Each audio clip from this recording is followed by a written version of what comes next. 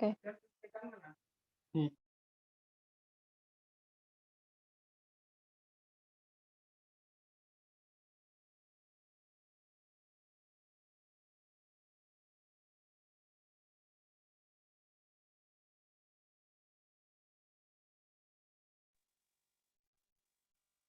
Langsung mulai aja ya. Atau nunggu Mbak Aditya dulu? Dibuka dulu. Oke. Baik, sebelumnya Assalamualaikum warahmatullahi wabarakatuh. Waalaikumsalam warahmatullahi wabarakatuh. Alhamdulillahirabbil alamin. Assalatu wassalamu ala Alhamdulillahirabbil alamin. Assalatu wassalamu ala asyrofil anbiya'i wal mursalin wa ala alihi washabihi ajmain, amma ba'du. Sebelumnya terima kasih kepada teman-teman semua yang sudah hadir dan sudah join ke Zoom buat diskusi bareng-bareng mengenai materi yang akan kita bahas nanti. Nah, di sini saya sama Mas Fahmi akan mempresentasikan mengenai diskusi kami dalam fenomena gerakan radikalisme dalam Islam dan juga inklusivisme beragama pada periode modern. Nah, sebagai pembuka aja, dimana kalau misalkan sikap radikalisme itu kan kayak sikap ekstrim yang revolusioner dan juga militan, di mana di situ memperjuangkan perubahan dari masyarakat yang mainstream. Juga radikalisme itu nggak hanya dalam bentuk kekerasan fisik, idealis, kampanye, tapi juga ada sikap kemauan mengubah atas nama mengubah status utama yang disebut juga dengan radikal. Nah, kalau sedangkan inklusivisme sendiri, secara umumnya itu kayak paham ini tuh ditujukan untuk keberagaman yang dianut oleh masyarakat sebagai institusi teologis yang absolut gitu. Nah, tapi untuk kejelasannya lagi bisa kita diskusikan bareng-bareng nanti. Untuk fenomena gerakan radikalisme juga inklusivisme beragama pada periode modern. Nah, untuk presentasi pada kali ini akan diawali oleh Mas Fahmi untuk yang pertama. Monggo Mas Fahmi bisa dilangsungkan presentasi. Baik, terima kasih Mbak Yusri atas waktunya. Boleh di next langsung Mbak Ija. Oke, pada poin pembahasan pada siang hari ini, yaitu yang pertama terkait dengan pokok utamanya yaitu radikalisme dan inklusivisme. Next, Mbak. Radikalisme. Next. Jadi terkait dengan radikalisme, di sini saya mengambil 4 pokok pembahasan. Yang pertama yaitu terkait dengan pengertian gerakan radikalisme. Yang kedua terkait dengan ciri-ciri gerakan radikalisme. Yang ketiga faktor munculnya gerakan radikalisme. Dan yang keempat adalah cara bagaimana mencegah gerakan radikalisme. Secara bahasa, gerakan radikalisme merupakan dari bahasa Latin, yaitu dari kata radix yang berarti akar. Dalam bahasa Inggris, radikalisme berasal dari kata radikal yang berarti ekstrim, fanatik, revolusioner, ultra, dan fundamental. Kemudian di dalam KBBI atau Kamus Besar Bahasa Indonesia, radikalisme berarti paham ataupun aliran yang menghendaki suatu perubahan ataupun pembaruan sosial dan politik dengan cara kekerasan ataupun dengan cara radikal. Kemudian kita kaitkan dengan Islam. Apa itu sih radikalisme Islam? Jadi radikalisme dikaitkan dengan Islam dapat diartikan sebagai suatu pergerakan untuk menggantikan atau merubah ideologi lama menjadi ideologi yang baru yang muncul pada internal Islam itu sendiri. Hal ini dipengaruhi oleh pemahaman terhadap ajaran Islam itu sendiri dan pengaruh dari eksternal. Dalam kata lain, ada pengaruh dari internal dan eksternal Islam yang menjadikan suatu stimulus ataupun rangsangan sehingga terjadi suatu interaksi sosial dan mengakibatkan gerakan radikal. Next. Setelah kita ketahui terkait dengan definisi gerakan radikalisme Islam, tentu kita akan bertanya-tanya, apa sih ciri-ciri gerakan radikalisme Islam itu? Nah, di sini saya menyebutkan ada 8. Sebenarnya ciri-cirinya ada banyak sekali sih. Beberapa pendapat tokoh-tokoh juga berbeda, ada yang berbeda. Tapi saya mengambil hanya 8 ini. Yang pertama yaitu Islam sebagai ideologi final baik individu maupun kenegaraan. Ini ya, sedikit typo. Baik. Sebagai ideologi final baik individu maupun kenegaraan. Jadi ketika Islam itu dianggap sebagai ideologi yang final, baik individu atau kenegaraan, ini membuat sebuah sebuah fanatisme dimiliki oleh seorang yang seorang yang beranggapan bahwa Islam itu memang suatu ideologi yang final seperti itu.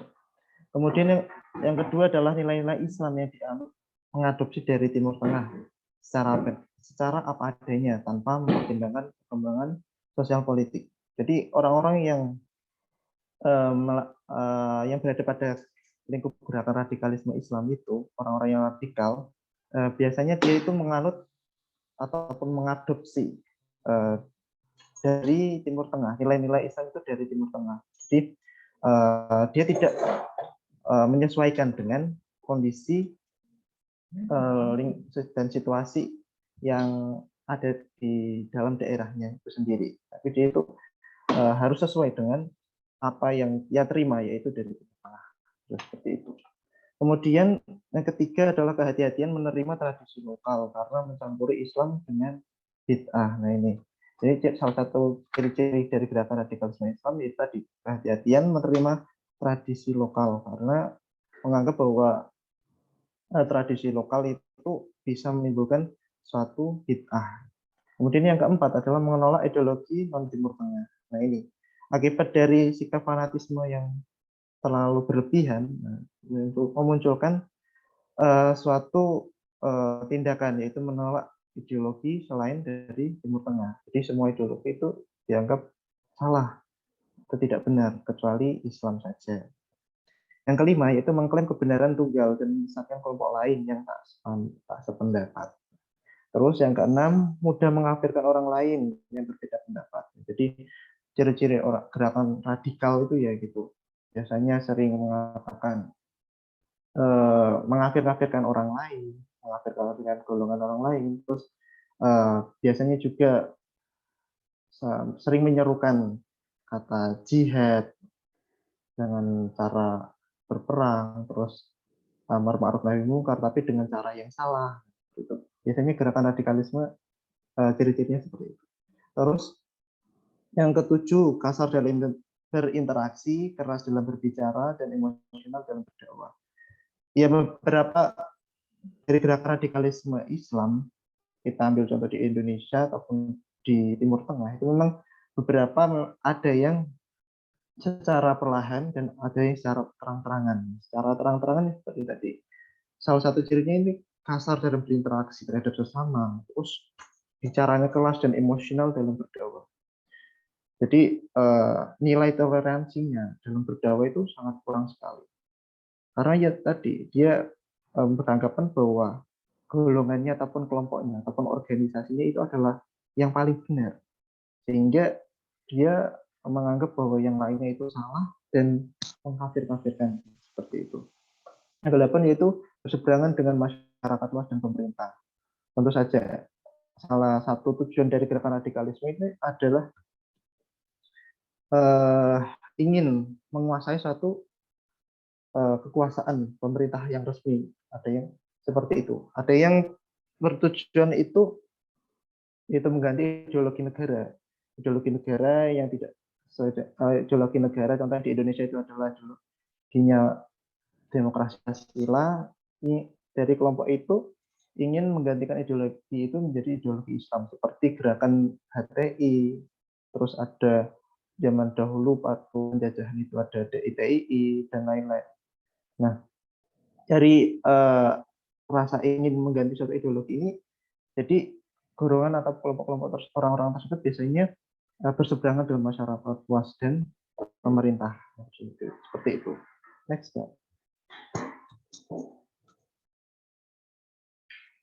Nah, Kalau kita sudah ketahui terkait dengan ciri-cirinya, terus apa sih faktor-faktor munculnya gerakan radikalisme Islam? Nah, faktor-faktor terkait dengan munculnya gerakan radikal Islam, yang pertama yaitu faktor sosial politik. Jadi faktor sosial politik itu adalah suatu bagian pergerakan yang mengarah pada suatu pengaruh ataupun kekuasaan yang dapat mengakibatkan munculnya suatu gerakan radikal baru. Ini pengaruhnya terkait dengan kekuasaan politik. Tolong diangkat dulu. Sosial politik, jadi terkait dengan kekuasaan. Ya, salah satunya yaitu ingin mengganti satu ideologi negara. Yang kedua, terkait dengan faktor keagamaan, merupakan salah satu penyebab munculnya gerakan radikalisme karena adanya fakta sentimen pemeluk internal Islam.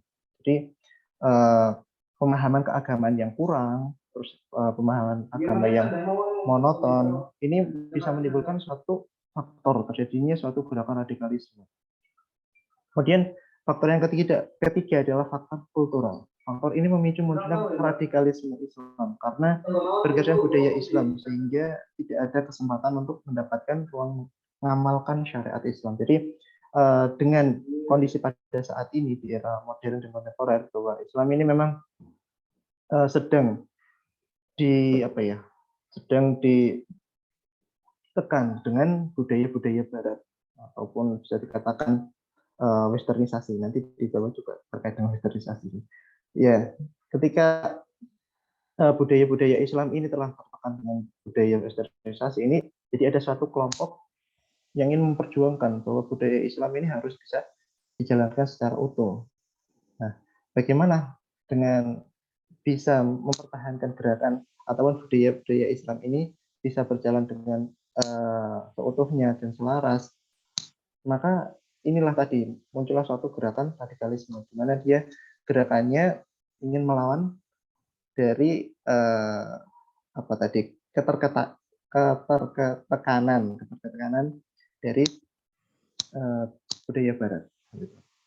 Yang keempat yaitu faktor ideologis westernisasi. Gerakan radikalisme ini muncul terkait dengan penolakan terhadap ideologi Barat yang bertentangan dengan syariat Islam. Ini juga berkaitan dengan yang nomor 3 tadi terkait dengan kultur atau budaya. Jadi ini juga berkaitan juga yang sebelumnya juga terkait fanatisme terhadap ajaran kelompok ataupun golongannya masing-masing. Dan dia menganggap bahwa organisasi ataupun ideologi dari kelompoknya itu memang ideologi yang benar, sehingga dia berusaha menolak terkait dengan ideologi Barat.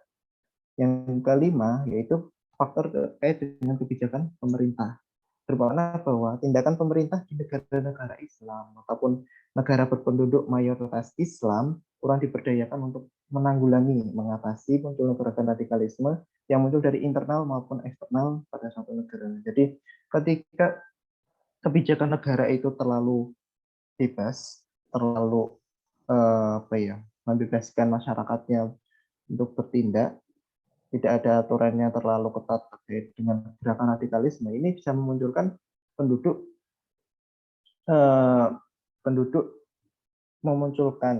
yang tidak sesuai atau tidak suka terhadap pemerintahan ataupun pemerintahan yang kurang cakap. Ini akan muncul suatu gerakan-gerakan sendiri, gerakan radikalisme, sehingga gerakan radikalisme ini tidak bisa dibendung karena tadi kebijakan negara terlalu membebaskan dan langkah untuk menanggulangi terjadinya suatu gerakan yang tidak diinginkan itu belum ada ataupun masih kurang. Nah, ini memicu suatu gerakan radikalisme. Next, Mbak.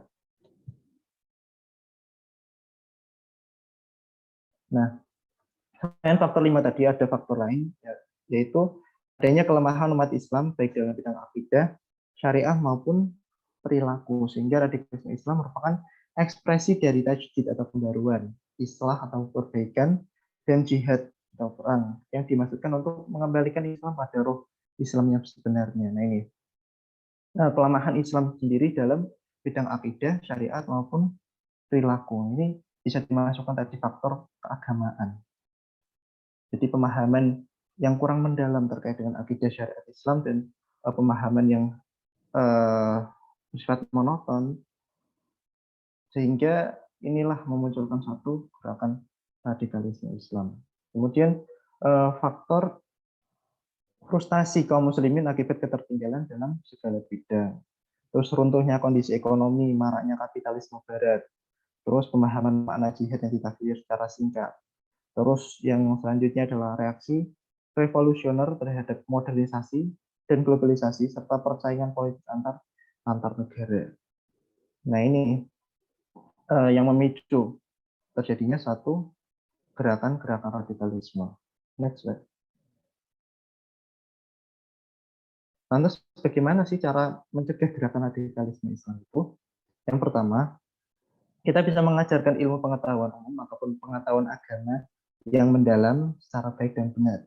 Ketika kita mampu memahami ilmu, baik ilmu pengetahuan ataupun ilmu agama, itu secara baik, secara benar, secara mendalam, maka tidak akan muncul suatu gerakan radikalisme.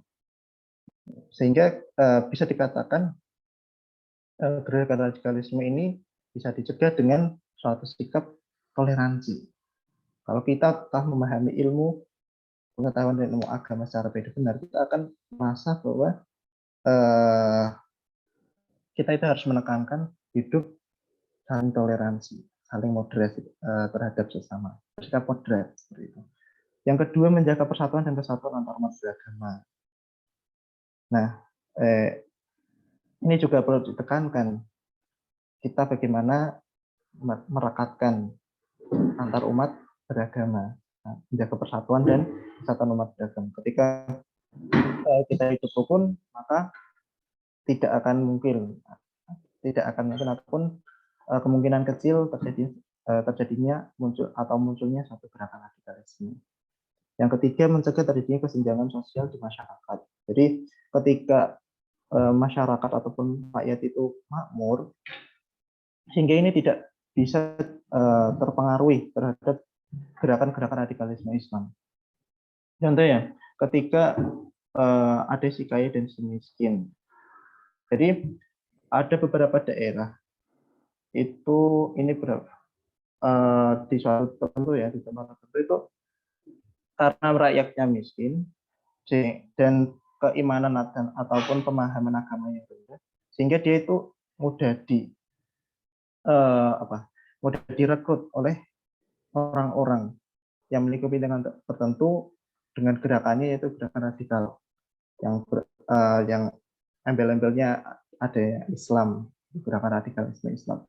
Jadi orang-orang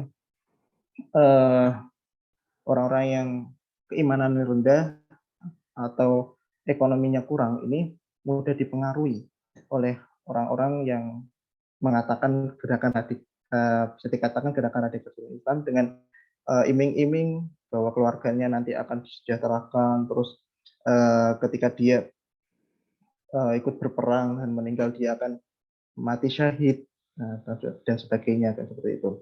Jadi ketika tidak ada suatu kesenjangan sosial tadi antara si kaya dan si miskin, ini tidak akan menjadikan suatu orang tersebut terpengaruh terhadap paham-paham radikalisme itu. Terus yang keempat yaitu ikut mendukung dalam gerakan perdamaian. Dalam gerakan perdamaian apapun, itu baik dalam lingkup kecil maupun lingkup besar ataupun dunia. Dengan apa? Dengan mensosialisasikan bahwa hidup berdamai itu sangat enak sekali gitu loh. Ngapain kita saling berperang seperti itu. Padahal Islam itu mengajarkan rahmatal alamin sebagai rahmat ya. Jadi kita harus mengajarkan bahwa kita harus cinta damai seperti itu. Yang kelima, menjalin hubungan baik terhadap sesama. Terus yang keenam, ikut serta mensosialisasikan bahaya radikalisme dan terorisme. Biasanya gerakan radikalisme ini tentu berkaitan dengan terorisme. Nah, kita tahulah bahwa gerakan radikalisme dan terorisme ini bahayanya seperti apa, gitu. Mengancam nyawa orang lain, terus merusak infrastruktur, dan lain-lain. Terus yang ketujuh, menanamkan nasionalisme dan toleransi. Nah, ini kita sebagai mahasiswa juga perlu mensosialisasikan dan meningkatkan rasa cinta kita terhadap negara kita, dan menekankan ataupun memberikan sikap toleran terhadap sesama, terhadap perbedaan. Negara Indonesia ini kan negara multikultural, negara yang memiliki berbagai beraneka ragam budaya, suku, agama, dan lain-lain. Sehingga untuk mencegah terjadinya suatu gerakan radikalisme atau paham radikalisme, ya ini kita meningkatkan nasionalisme terhadap rasa cinta kita terhadap bangsa kita, dan menekankan sikap toleransi terhadap sesama atau bersikap moderat gitu. Yang ke-8 yaitu bijak menggunakan sosial media dengan mencegah dan melaporkan ketika menemui konten berbau radikal ataupun terorisme. Jadi yang saya katakan tadi, gerakan radikalisme ini merekrut secara langsung, secara terang-terangan. Ada juga yang secara diam-diam atau disisipi, yaitu salah satunya dengan mengajak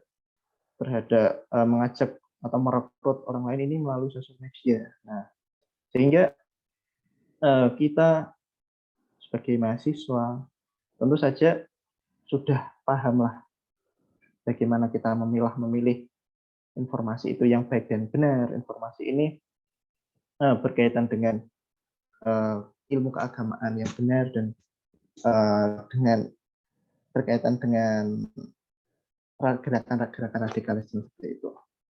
Jadi kita harus bijak sehingga kita tidak mudah terpengaruh terhadap ajaran ataupun gerakan-gerakan radikalisme itu sendiri.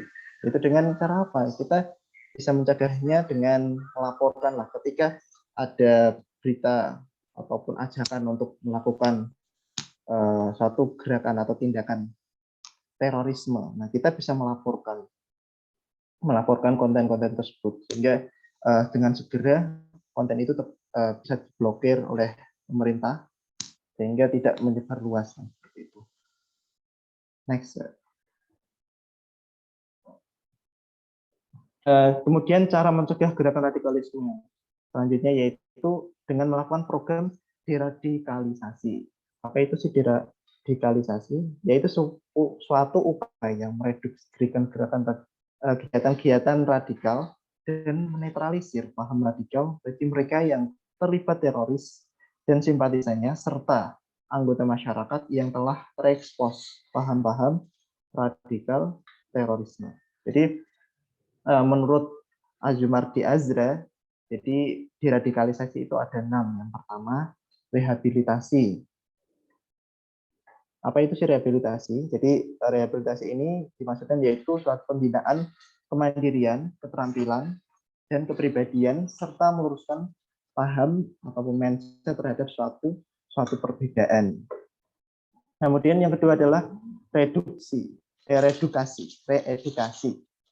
yaitu penangkalan dengan mengajarkan pencerahan terhadap masyarakat terkait dengan paham radikal sehingga tidak terjadi pembiaran berkembangnya suatu paham tersebut. Reedukasi, artinya kembali, edukasi artinya mengajari, bisa diartikan mengajari. Jadi mengulangi kembali, memberikan pencerahan kepada masyarakat terkait dengan paham radikalisme.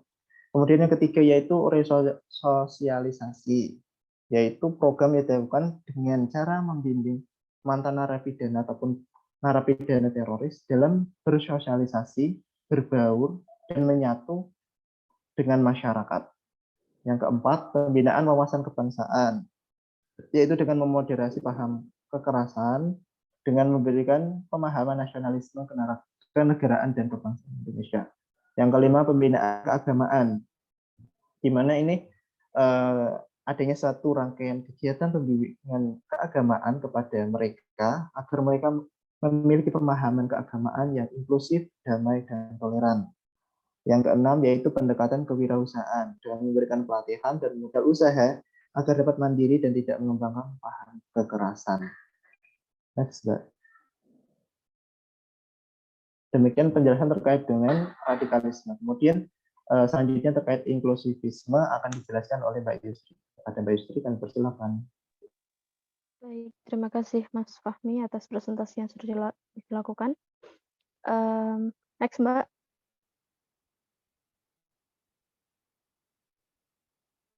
Nah, pada kali ini kita akan melanjutkan materi yang sudah dipaparkan dari Mas Fahmi tadi mengenai inklusivisme. Nah, apa sih itu pengertian dari inklusivisme? Nah, kalau misalkan dari bahasa Inggris sendiri, inklusivisme. Inklusif itu berasal dari bahasa Inggris yaitu inklusif yang berarti sampai dengan termasuk, di mana kalau inklusif ini atau inklusivisme ini tuh ditujukan untuk paham keberagaman di mana yang dianut oleh masyarakat dan sebagai institusi teologis ideologis yang absolut, yaitu masing-masing memiliki kebenaran yang dapat digunakan sebagai jalan keselamatan bagi para penganutnya. Dan juga inklusivisme ini merupakan salah satu dari 3 tipologi yang sudah dikemukakan oleh Alan Rice yang berada dalam diskursus teologi agama, di mana kalau paham ini tuh muncul pertama kali pada dunia kekristenan, lalu berkembang, dan juga dalam setiap perkembangannya itu, dalam setiap perkembangan agama-agama itu, inklusif ini sangat berpengaruh dalam bentuk atau model berpikir manusia. Jadi maka dari itu, kalau misalkan inklusif itu pada dasarnya merupakan suatu jenjang dalam bentuk pemikiran manusia sebagai bentuk dari sikap keberagaman, dan inklusif ini dianggap sebagai sebuah produk budaya oleh masyarakat, di mana dari perkembangan pemikiran yang sederhana itu dapat dikemukakan oleh masyarakat dan juga pemikiran yang dari sederhana menjadi lebih tinggi lagi. Lanjut, Mbak.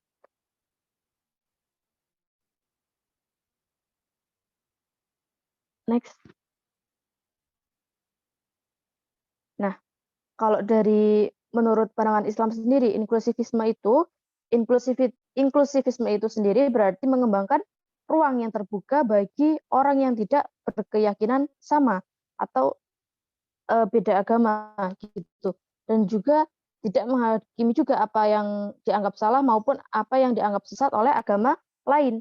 Dimana kalau misalkan dalam Al-Quran itu juga dijelaskan kalau Islam itu sangat menekankan kerukunan dalam kehidupan sehari-hari serta tidak memberikan paksaan kepada orang-orang yang non-Muslim. Nah, hal ini terdapat juga dalam Al-Quran surat Al-Baqarah ayat 62, juga Al-Baqarah ayat 42, di mana dalam surat Al-Baqarah ayat 62 ini sesungguhnya orang-orang yang beriman itu orang-orang yang beriman, orang-orang Yahudi, orang-orang Nasrani, dan juga orang-orang yang Sabi'in atau siapa saja di antara mereka yang beriman kepada Allah dan hari akhir dan juga melakukan kebajikan, mereka mendapat pahala dari Tuhannya. Tidak ada rasa takut pada mereka dan mereka tidak bersedih hati. Nah, dari Al-Quran surat Al-Baqarah ayat 42, orang-orang yang kurang akal di antara manusia itu akan berkata, apakah yang memalingkan mereka atau umat muslim dari kiblat yang dahulu mereka berkiblat kepadanya? Lalu katakanlah Muhammad, milik Allah lah timur dan barat, dia memberi petunjuk kepada siapa yang dia kehendaki ke jalan yang lurus. Next, Mbak.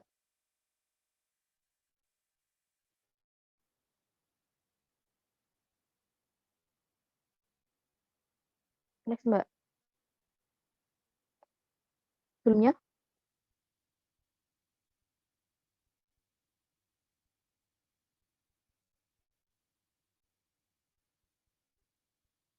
Nah, lalu ada juga inklusivisme menurut umat Kristiani. Kalau udah disebutkan tadi, inklusif itu merupakan salah satu dari 3 tipologi yang udah dikemukakan oleh Alan Rice dalam diskursus teologi agama-agama. Kalau menurut umat Kristiani sendiri, inklusivisme itu sikap atau pandangan yang melihat bahwa agama-agama lain di luar kekristenan itu juga dikaruniai oleh rahmat Allah dan bisa diselamatkan. Tetapi dalam pemenuhan keselamatannya itu hanya di dalam Yesus Kristus. Nah, Yesus itu hadir dan bekerja juga di kalangan mereka yang mungkin tidak mengenal Kristus secara pribadi. Nah, dalam pandangan ini tuh orang-orang dari agama lain melalui anugerah atau rahmat Kristus diikut sertakan dalam rencana keselamatan Allah. Next, Mbak.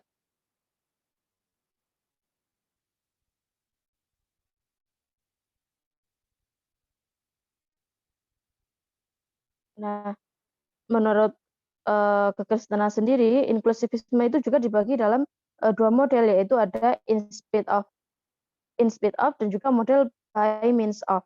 Di mana model yang in spite of ini itu walaupun melihat agama lain sebagai hambatan untuk menerima keselamatan, namun mereka tidak menolak bahwasannya ada kemungkinan bahwa orang-orang yang beragama lain itu dapat diselamatkan oleh anugerah atau rahmat dari Allah. Sementara kalau misalkan model by means of itu bersifat lebih positif, di mana lebih terbuka terhadap agama-agama yang lain, begitu.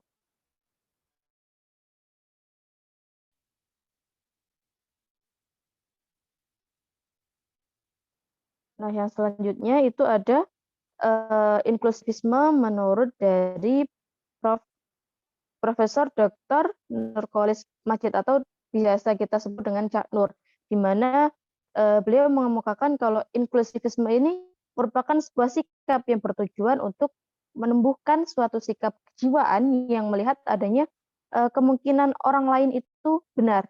Nah, ketika dalam agama itu disebutkan bahwasannya manusia itu diciptakan dalam keadaan yang fitrah, maka setiap orang pada dasarnya itu suci dan benar. Inklusivisme ini sendiri merupakan fitrah yang telah dititipkan Tuhan kepada setiap manusia. Agar apa? Agar membangun kesetaraan, persamaan, kerukunan, dan juga adapun keadilan. Nah, kuncinya dalam membangun sebuah perspektif positif atau sikap yang bertujuan untuk menumbuhkan kejiwaan yang melihat adanya kemungkinan orang lain itu benar, yaitu seperti halnya sikap positive thinking atau bisa disebut dengan sikap baik sangka atau husnuzon. Jadi kalau misalkan menurut Kak Nur itu agama yang lurus itu yaitu agama yang membawa pesan kemanusiaan yang universal. Islam sendiri itu kan memiliki potensi yang kuat untuk membangun kalimatun sawa bersama dengan agama lain. Di mana kalau ajarannya itu membawa mengenai keterbukaan dan juga kerahmatan terhadap sesama umat beragama. Namun menurut beliau yang harus dikembangkan itu yaitu sikap baik sangka kepada orang lain. Begitu. Next, Mbak.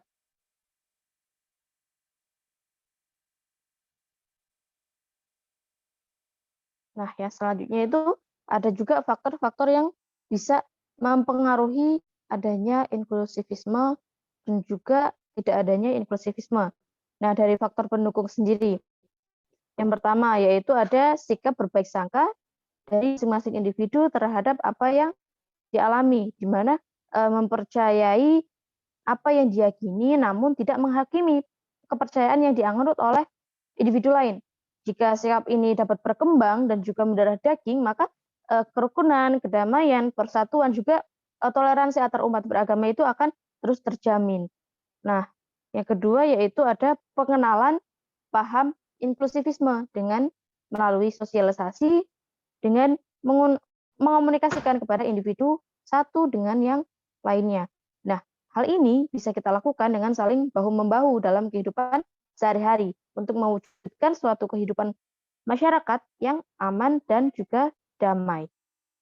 Lalu yang selanjutnya yaitu adanya dorongan dari dalam diri individu sendiri maupun kelompok untuk lebih memahami dan juga mengerti terhadap apa yang dilakukan orang lain, baik dari segi beribadah maupun dalam segi perilakunya.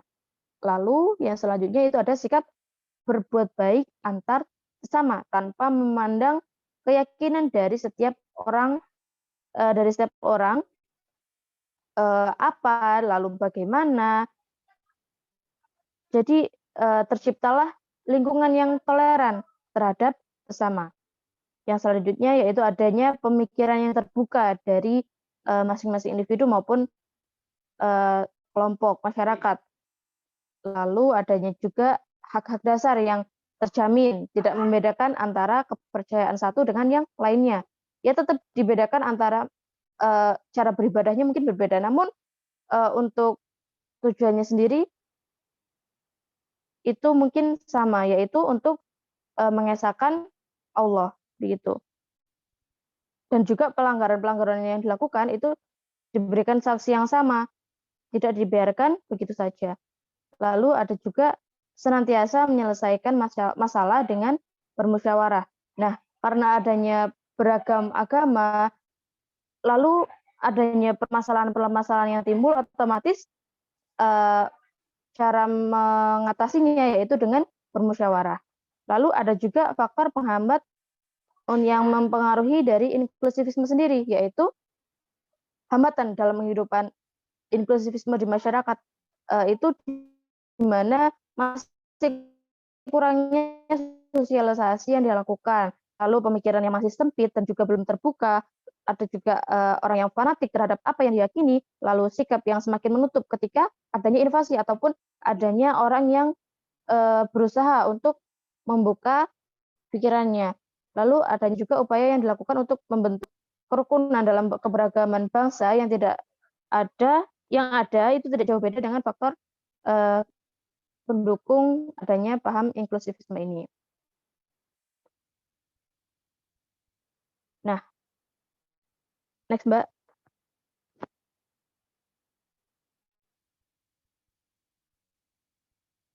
Nah, mungkin hanya itu saja yang dapat disampaikan oleh saya maupun Mas Fahmi. Mungkin dari teman-teman yang mau menanggapi, baik bertanya maupun menambahkan isi dari presentasi yang sudah disampaikan tadi, monggo boleh dipersilakan buat teman-teman semuanya.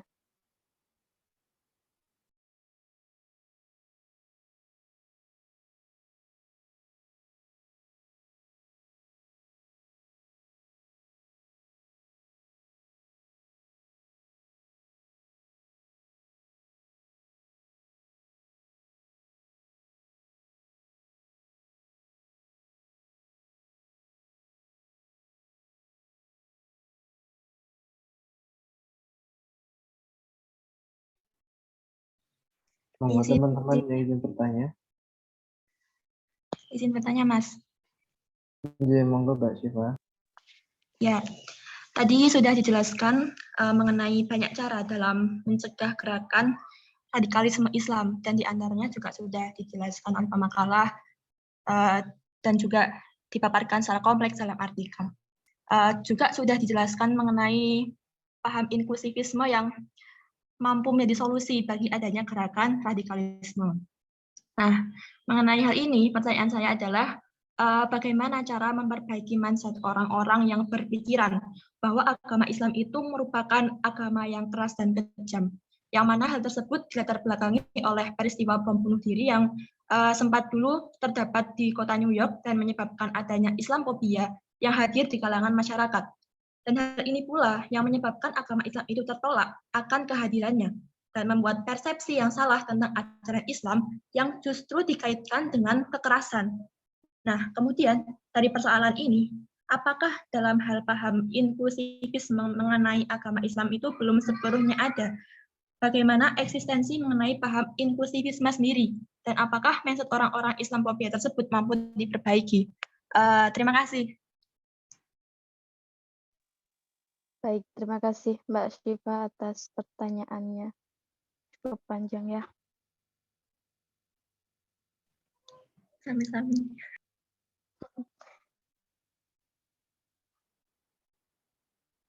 Ini saya tamu dulu pertanyaan dari Mbak Syifa. Monggo, saya buka satu pertanyaan lagi buat teman-teman yang mau bertanya.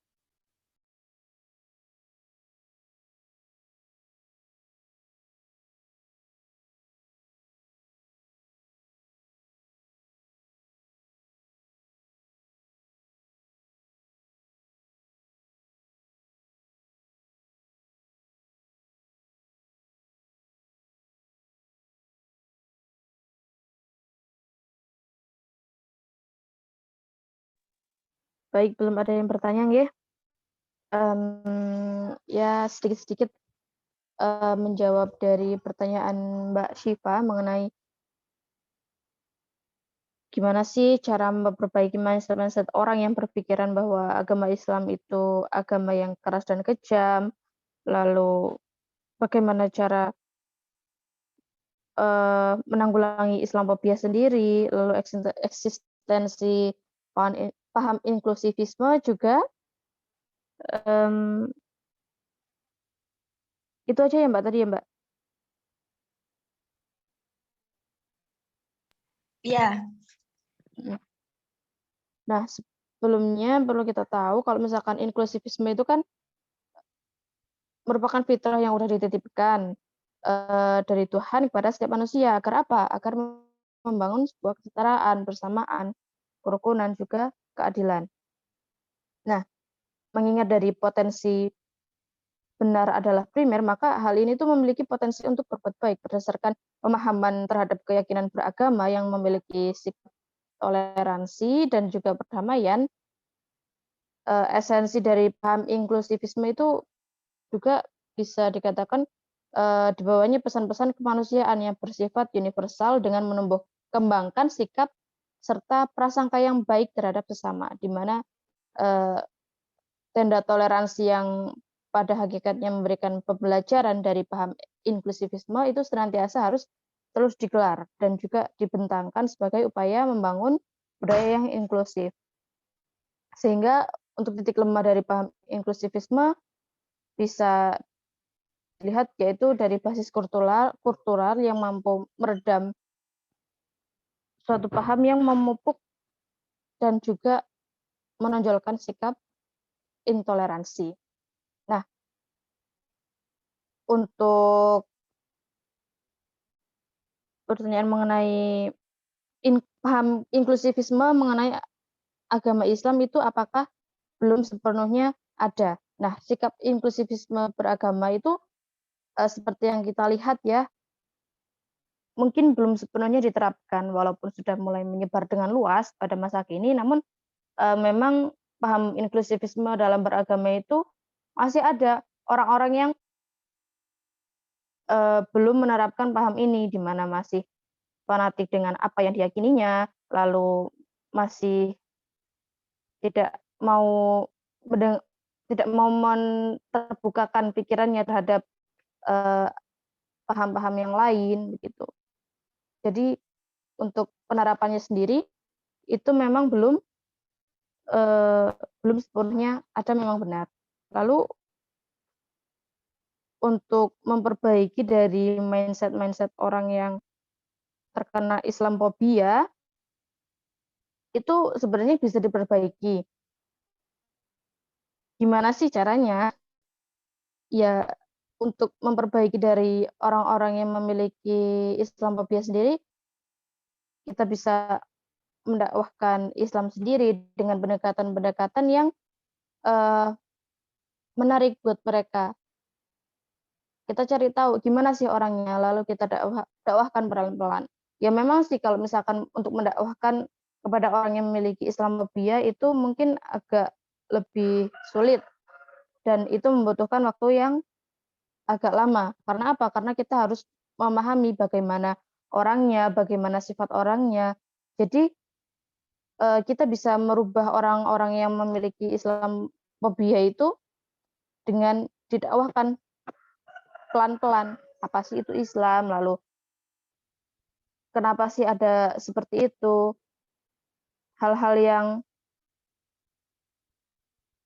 benar dan juga salah dalam Islam itu seperti apa? Itu bisa kita dakwahkan dengan secara bertahap gitu.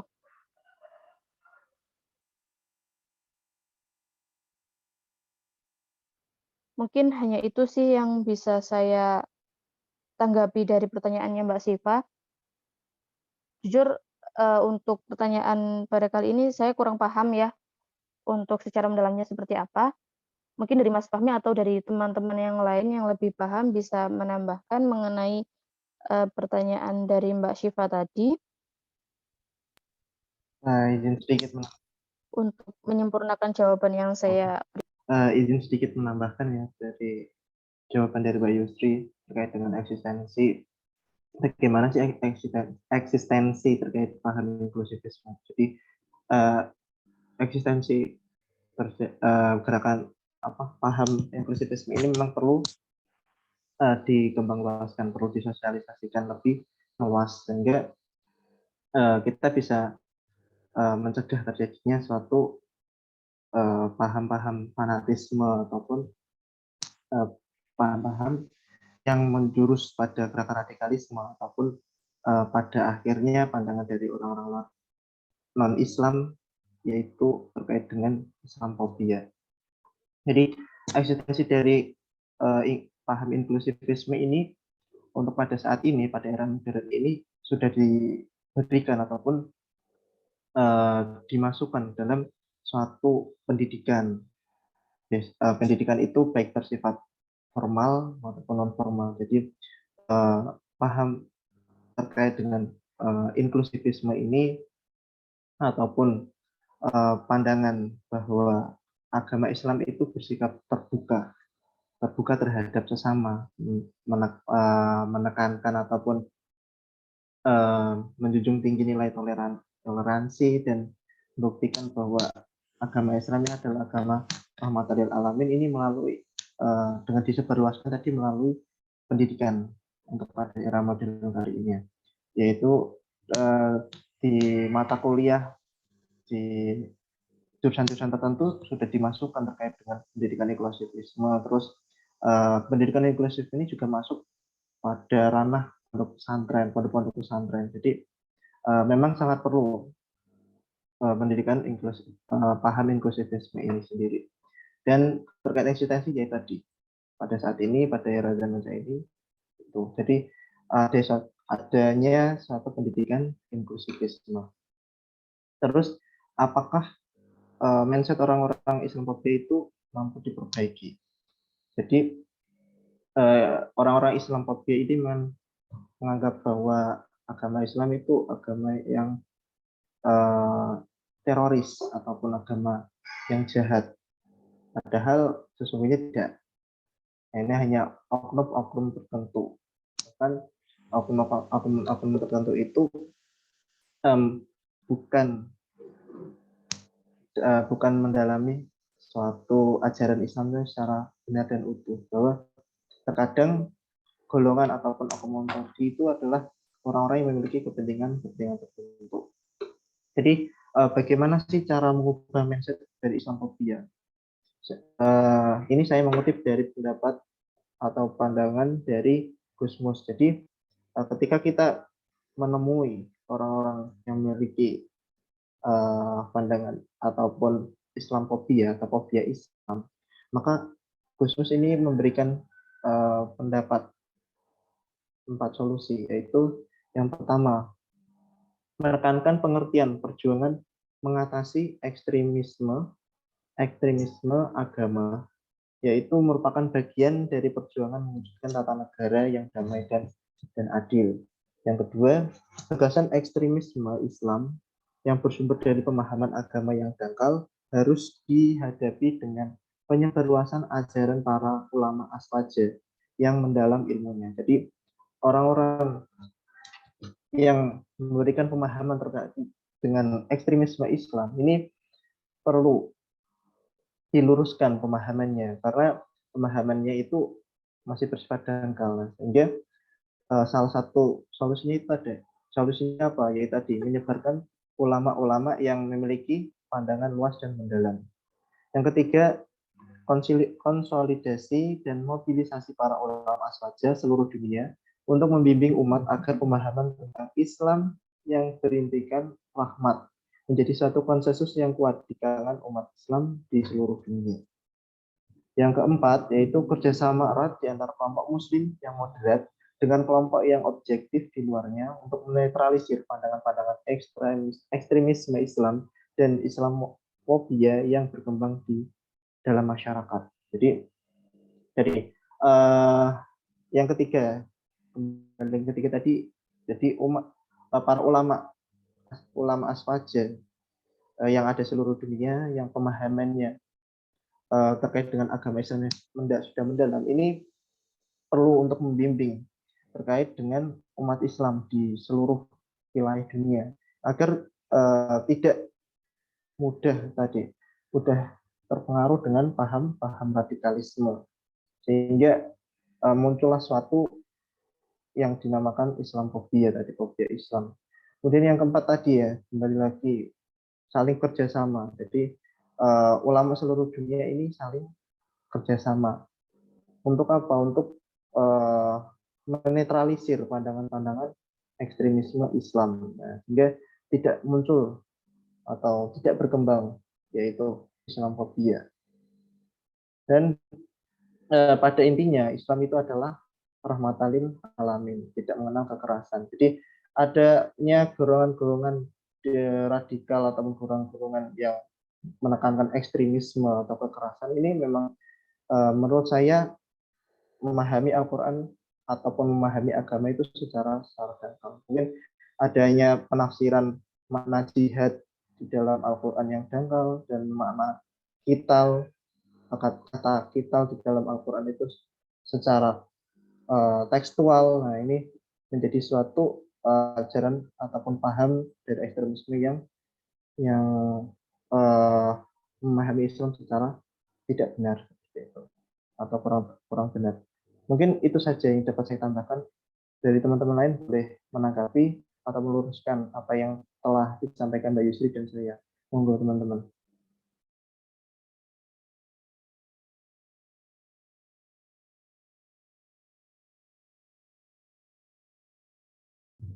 Izin menambahi ya. Jadi monggo Mbak Tija.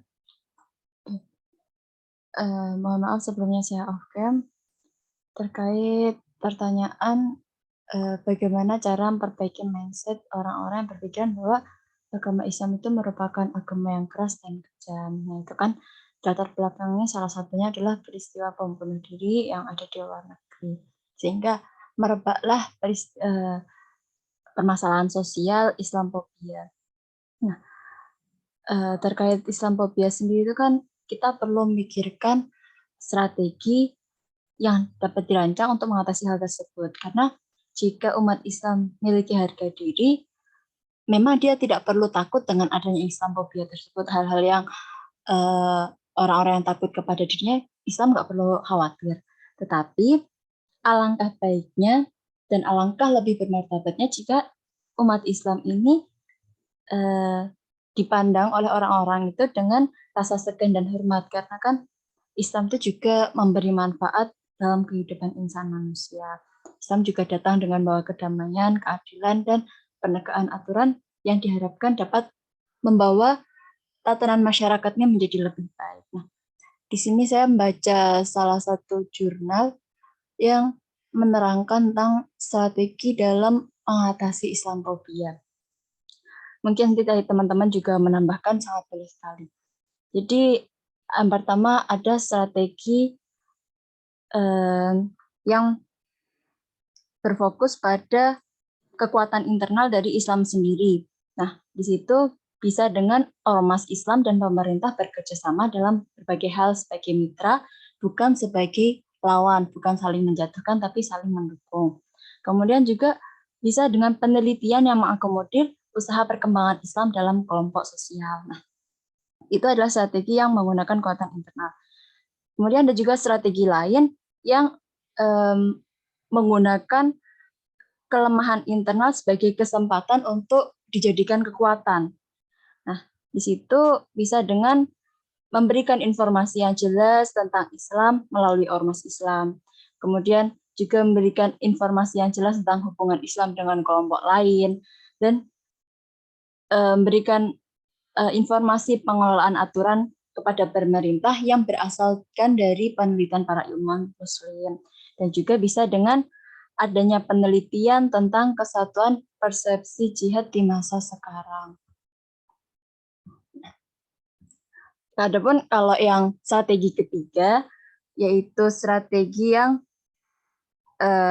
berasal dari yang merupakan taktik defensif untuk mengurangi kelemahan internal dan menghindari ancaman eksternal, itu bisa dengan meningkatkan pemahaman masyarakat, kemudian mempermudah akses mempelajari Islam, menularkan pengalaman dan pemahaman yang menyenangkan tentang Islam.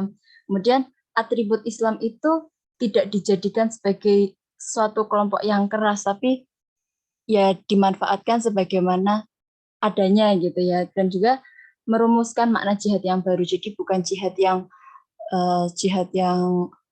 untuk yang untuk bom, untuk teror, tapi jihad dalam teknologi informasi, kemudian ekonomi, pendidikan, dan sosial budaya. Dan yang terakhir adalah strategi yang menggunakan kekuatan internal untuk menurunkan ancaman dari luar, seperti membangun dan menunjukkan citra diri Islam, terutama di levelnya generasi muda, dan juga berperan nyata dalam membantu permasalahan sosial. Mungkin beberapa strategi tadi bisa kita terapkan bagi kita maupun juga mungkin bagi orang-orang di sekitar kita. Mungkin itu saja yang dapat saya tambahkan. Terima kasih. Baik, terima kasih Mbak Khadijah untuk jawabannya. Dari teman-teman yang lain ada yang mau menambahkan? Izin menambahkan, Sri. Monggo Mbak Nafis. Ya, sebelumnya, jadi untuk penjawab sebelumnya, ya benar ya, tetapi itu kan lebih kepada masyarakat luas. Nah, kalau dari dari jawaban saya, jadi seperti ini, kita lebih kepada bukan membenarkan, tetapi membimbing dahulu di sekitar kita. Maksudnya seperti ini. Tentu kita itu kan hidup dalam suatu lingkungan, ada yang hidup di komplek-komplek, ada yang RT, RW, seperti itu biasa, ada yang di desa. Nah, di situ itu kita bagaimana caranya kita itu memperbaiki diri kita dulu sendiri. Nah, ketika kita sudah memperbaiki diri kita dulu sendiri, kita mengajarkan kepada orang lain, tetapi tidak secara langsung. Maksudnya kenapa? Jadi lebih kepada contoh, kita itu ketika ada makanan lebih, kita memberikan kepada tetangga kita, kemudian kita saling bersapa kepada mereka, seperti itu. Kemudian dengan seperti itu, orang yang dalam tetangga kita itu semua mungkin, tapi ada beberapa yang tetangganya itu tidak Islam, seperti itu. Nah, ketika kita menerapkan seperti itu perlahan-lahan, orang itu berpikir, yang di Islam berpikir bahwasannya mungkin radikalisme atau isu tentang Islam seperti itu bisa kita agak luruhkan dengan sikap kita. Jadi mereka itu berpikir bahwasannya tidak semua orang Islam seperti itu. Dari pemikiran mereka seperti itu, lama-kelamaan mereka bisa berpikir bahwasannya ternyata Islam itu tidak seburuk yang mereka pikirkan selama ini, seperti itu. Jadi mereka yang awalnya hanya diam-diam kepada kita, terus mungkin hanya ketika kita lewat sekedar melihat seperti itu, ketika nanti akhirnya bisa lama-kelamaan kita malah saling sapa seperti itu. Jadi dari hal kecil tersebut kita itu bisa menanamkan persepsi pemikiran untuk orang-orang bahwasannya ternyata Islam itu memang rahmatan lil alamin, ingin kita itu berdamai, seperti itu.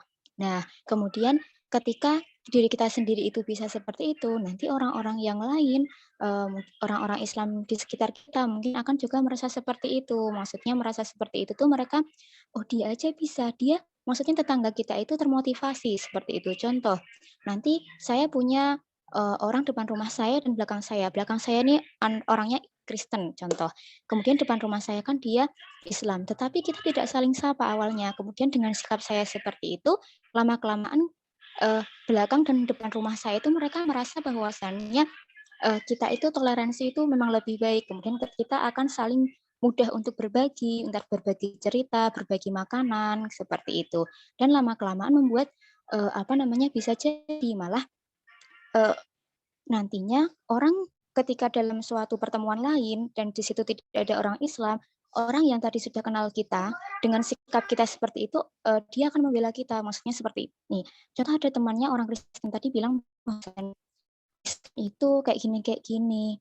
Saya takut karena saya hidup di lingkungan Islam gitu. Saya baru pindahan, seperti itu. Dan nanti orang yang tidak Islam dekat kita tadi, dia bilang seperti ini, tidak semua orang Islam itu seperti itu. Coba kamu dekati atau mungkin coba kamu sapa duluan seperti itu. Karena secara tidak langsung itu akan membuat persepsi mereka itu luruh akan pemikiran bahwasanya Islam itu keras. Mungkin tambahan dari saya seperti itu. Terima kasih.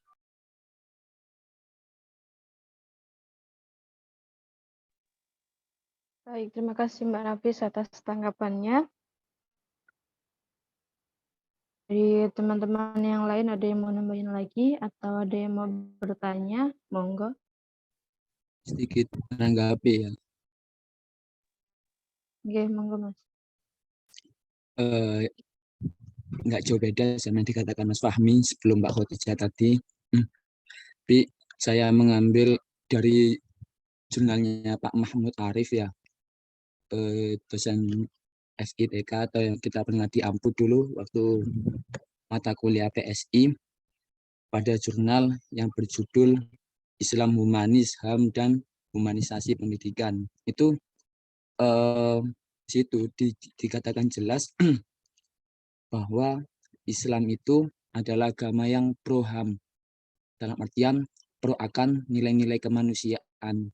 Maka jika kita temukan dalam realitas sosial, kita temukan bahwa Islam yang menampilkan kekerasan, contohnya dengan cara teroris atau bahkan melumurkan darah, itu dia mengaku Islam tapi belum memahami Islam yang sebenarnya. Pada hakikatnya Islam itu adalah agama yang pro HAM. Hal itu dibuktikan bahwa ketika mereka menemui yang sesama Islam tidak sepaham dengan dia melawan. Itu berarti dia sudah jelas tahu, tapi dia dengan cara yang salah. Maksudnya dia sering melakukan upaya amar ma'ruf nahi mungkar, tapi dengan lumuran darah.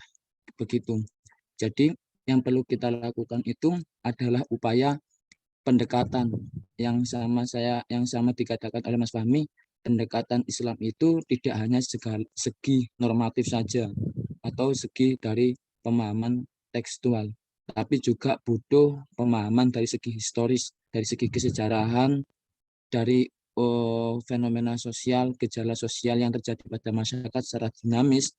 Maka pemahaman secara Islam, pendekatan secara normatif dan historis itu harus dipahami secara proporsional, sehingga pemahaman secara tekstual itu dapat dan juga pemahaman secara historis itu juga dapat. Sehingga apa?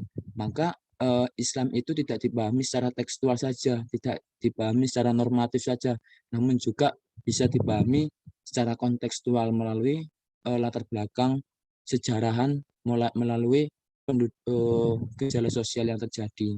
Gitu. Mungkin itu sedikit dari saya. Terima kasih.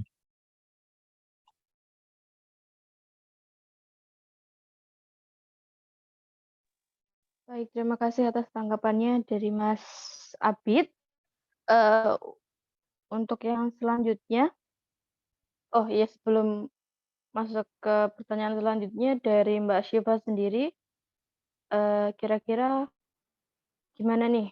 Sudah cukup atau masih ada yang belum Sudah jawab? dan sangat membantu, Mbak. Terima kasih. Baik, terima kasih Mbak Syifa atas pertanyaannya, juga buat teman-teman yang udah menjawab pertanyaan dari Mbak Syifa tadi. Nah, untuk yang selanjutnya, monggo teman-teman kalau misalkan ada yang mau bertanya lagi atau mau menambahkan lagi nih dari jawaban-jawaban atas pertanyaannya Mbak Syifa tadi, monggo diperbolehkan sangat.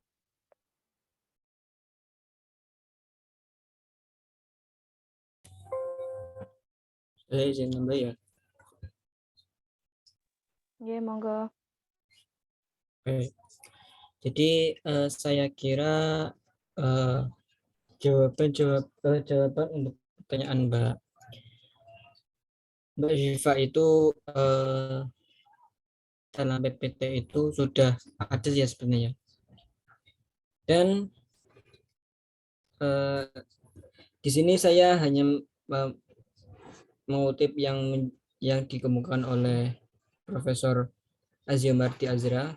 Yang pertama adalah rehabilitas, reedukasi, resosialisasi, pembinaan wawasan kebangsaan, pembinaan keagamaan, pendekatan kewirausahaan. Nah, selain itu saya kira ada tambahan lain ya, yang mana itu penting, yakni apa? Pengetahuan akan sejarah. Kenapa demikian? Sebagaimana dikatakan oleh Insinyur Soekarno, ya lebih kurangnya sejarah itu penting. Karena dari mereka kita akan terus belajar dan melakukan suatu rekonstruksi, baik dalam fisik maupun pemikiran. Itu bagian pertama. Kemudian bagian kedua, Islamofobia itu terjadi kebanyakan di negara-negara barat, yakni khususnya pada para pemuda-pemuda yang hidup di barat, pemuda Islam yang hidup di barat. Nah, pemuda-pemuda itu kita tahu mereka itu, ya enggak, pemuda itu kan kita tahu merupakan masa atau fase di mana pemikirannya itu matang. Artinya apa? Selalu berkembang artinya, selalu berkembang dan berkembang. Nah, maka dari itu pemahaman mereka kepada Islam itu hendaknya dilakukan dengan cara yang halus. Ya, mungkin itu terdapat pada pertanyaan Mbak Khadijah terus dan yang lain itu seperti itu. Nah, itu bagian kedua. Nah, maka dari itu bagaimana sih kita itu untuk apa namanya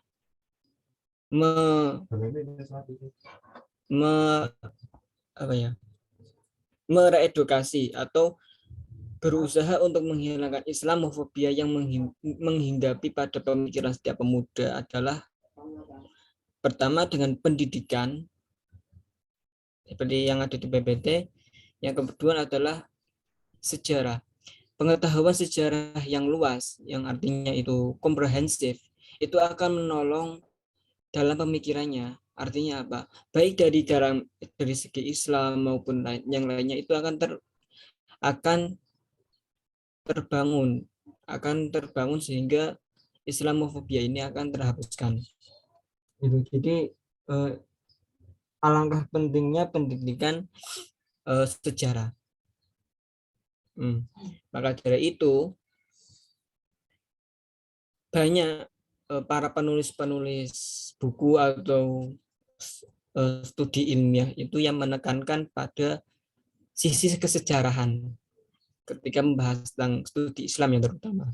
Kita tahu ada Toshihiko Isuzu yang melakukan dengan metode semantiknya, terus hermeneutik dan sebagainya. Itu kan kembali kepada sejarahan. Itu demikian karena amat signifikan, amat penting sekali sejarah itu dalam menemukan substansi yang asli dari suatu agama. Apa penyebab radikalisasi, apakah politik atau sosial, apa penyebab radikalis sehingga terjadi pengeboman, apakah ini adalah suatu aliansi dan sebagainya. Itu penting sekali. Karena apa? Pemuda itu terkadang itu sementara pemuda itu dalam tanda kutip tertipu dengan narasi.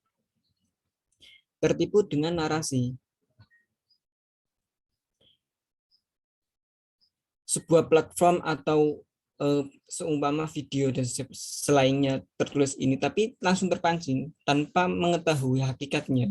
Ya sudah, seperti itu akhirnya menjadi takut, skeptis, bahkan menjadi ateis. Itu kan berbahaya.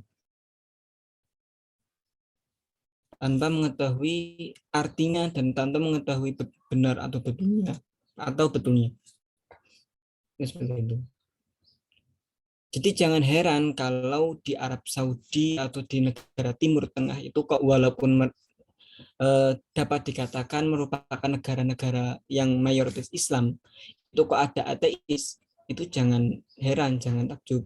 Ya seperti itu. Memang apa ya, riset itu memang mencatat bahwasanya orang yang skeptis atau ateis atau bahkan Islamofobia itu terjadi karena seperti itu. Nah, maka dari itu pentingnya sejarah. Jadi itu tambahan dari saya. Pentingnya sejarah dalam usaha untuk menghilangkan Islamofobia yang menghinggapi pada pemikiran setiap pemuda di zaman sekarang ini. Saya kira begitu. Wallahu alam. Baik, terima kasih atas tambahannya Mas Suhaili.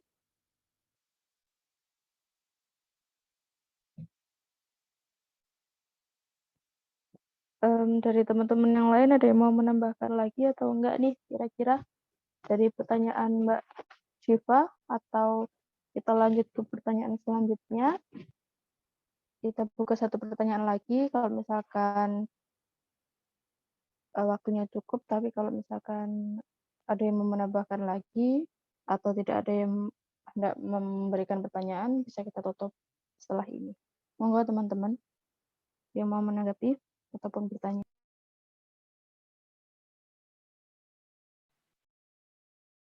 Saya izin bertanya, Mbak.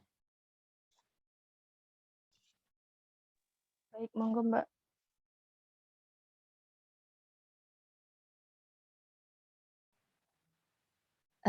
Dari paper yang saya baca, apakah inklusivisme dan radikalisme ini saling berhubungan? Karena di inklusivisme ini memiliki suatu hambatan, yaitu pemikiran yang sempit serta fanatik terhadap apa yang diyakini. Nah, hambatan ini apakah memunculkan gerakan radikalisme sendiri? Terima kasih. Baik, terima kasih Mbak Dewi atas pertanyaannya. Langsung saja ya. Kalau menurut saya sendiri, kalau inklusivisme itu iya bisa menanggulangi dari atau bahkan bisa menghilangkan gerakan radikalisme. Kalau misalkan hal itu sendiri itu dikarenakan kayak yang udah dijelaskan tadi, bahwa kalau inklusivisme itu kan lebih moderat atau lebih terbuka terhadap pendapat maupun agama yang ada. Jadi kalau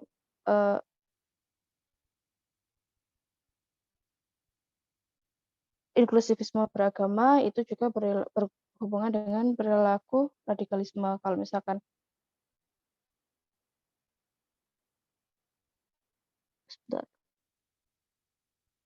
dalam hambatan-hambatan yang ada dalam sikap radikalisme yang timbul, itu juga kan memungkinkan sekali akan terjadinya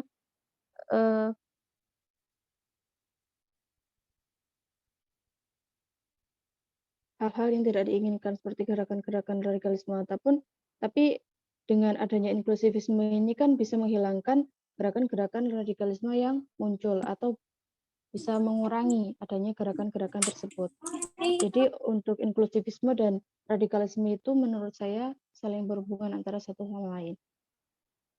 Untuk secara lengkapnya mungkin bisa dilengkapi oleh Mas Fahmi, monggo. Untuk menurut saya Menanggapi dari jawaban Mbak Dewi. Menurut saya sudah cukup seperti jawabannya Mbak Yusri. Ya, intinya saling berkaitan. Jadi, mengapa dua materi ini dijadikan satu? Nah, itu karena berkaitan. Karena tadi terkait dengan faktor-faktor yang menyebabkan gerakan radikalisme ini juga menjadi suatu penghambat adanya gerakan atau paham inklusivisme. Nah, paham inklusivisme inilah yang digunakan untuk mencegah terjadinya suatu gerakan radikalisme. Itu menurut saya seperti itu. Sama seperti Mbak Yusri. Mungkin teman-teman yang lain barangkali ada pendapat yang lain.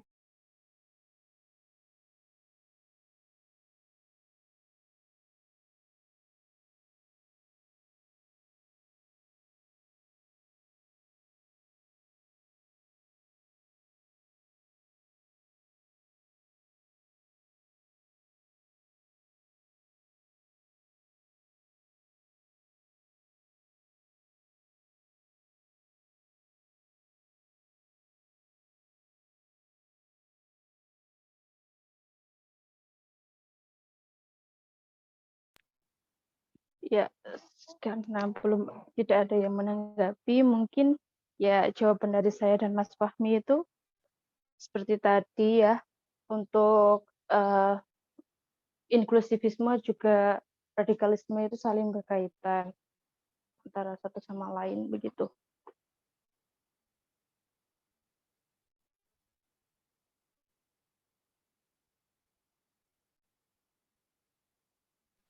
Terima kasih jawabannya Mas Mbak. Yeah. Dari teman-teman ada yang mau menanggapi lagi ya, atau enggak nih? Atau kita tutup diskusi pada siang hari ini? Jika tidak ada yang menanggapi, saya tunggu kurang lebih 30 detik lagi nggih.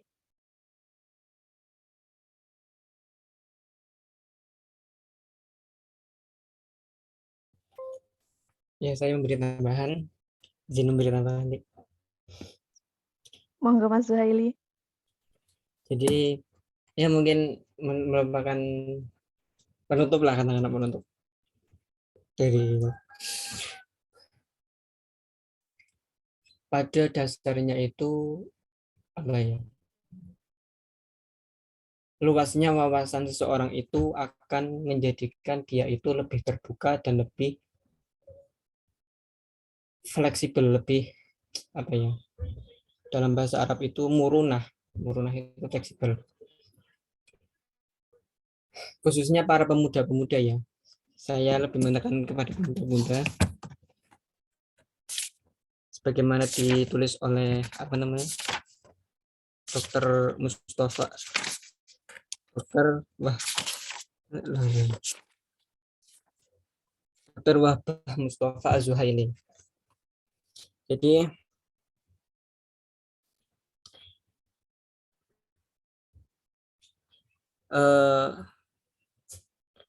pada intinya di sini itu beliau dalam tujuan menulis bukunya ini adalah untuk sebagai bekal peradaban Qur'aniyah.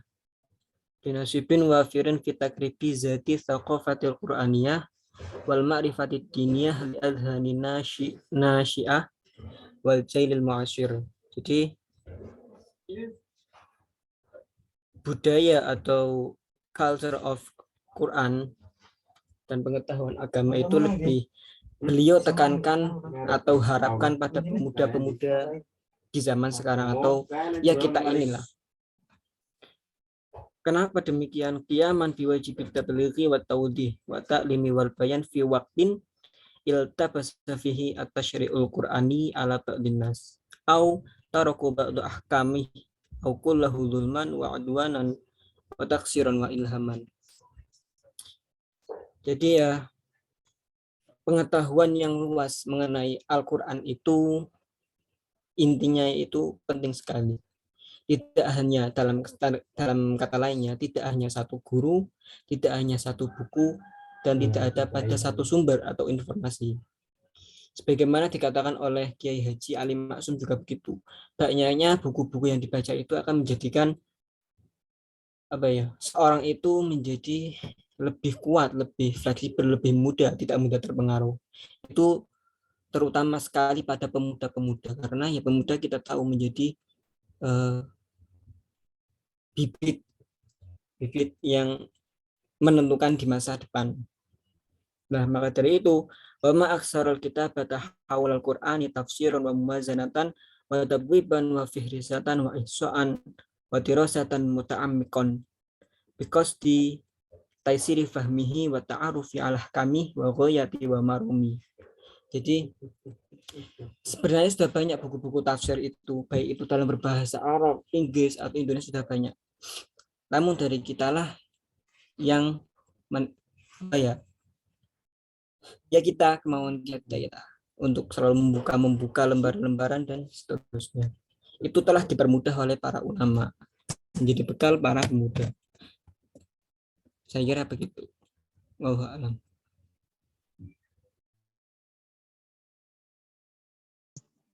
Di atas tambahannya,